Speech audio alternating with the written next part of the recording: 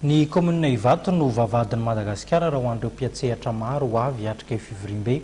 Amin'ny herinandro ambony io efa eo am-pihoman-komanana amin'ny fikarakarana ny tanàna, ny fanadiovana ny tanàna ihany koa ny mpitantana ny commune Ivato amin'izao fotoana izao araka izao tato-baovao izao. Miroso amin'ny fanadiovana sy ny fanatsarana ny tanànan'i Ivato, ny ben'ny tanàna sy ny ekipany. Etsika tafiditra indrindra ao anatin'ny fandraisana ny fihaonana tampo ny firenena miteny ampahana manontolo ny teny frantsay. Misy ny laminasa sy fandaminana ny tanàna mandritra ny fanatanterahana izany Fivoriam-be iraisam-pirenena izany.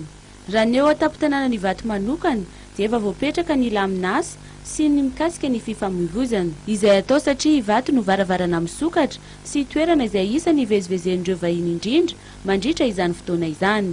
Raha mahita nareo mitohy hatrany ny fanatsarana ny tanàna amin'ny fanomezana endrika ny fitondram-panjakana efa manao izay izahay ato anatin'ny commune ihany koa dia miezaka manatsara ny tanàna amin'ny lafiny fahadiovana sy eo ihany koa ny fametahana ireo karazana foto-drafitrasa maro samihafa, ny voninkazo izay nambolena amin'ny sisiny arabe rehetra eny misoloana ireo maty, misy ihany koa ny fametrahana haingon'ny tanàna maro samihafa.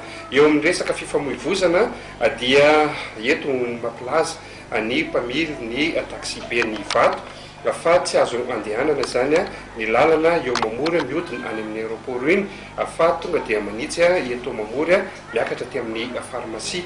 Izay moa zany mba hitandrovana ny resaka fandriampahalemana sy tsy isian'ny fitohanana ihany koa amin'ny fahatongavan'ireo vahiny maro samihafa.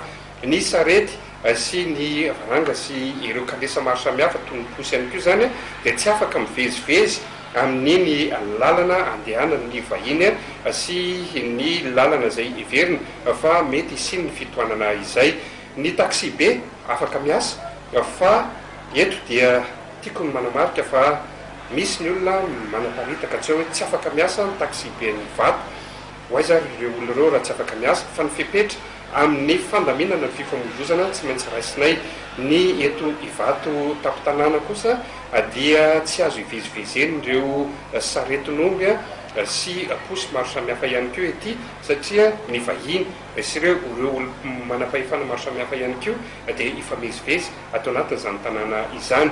Fa ankoatra ny fanadiovana sy ny fifamoivoizana dia isan'ny lahara-pahamehana ihany koa ny fitandrona ny fandriampahalemana.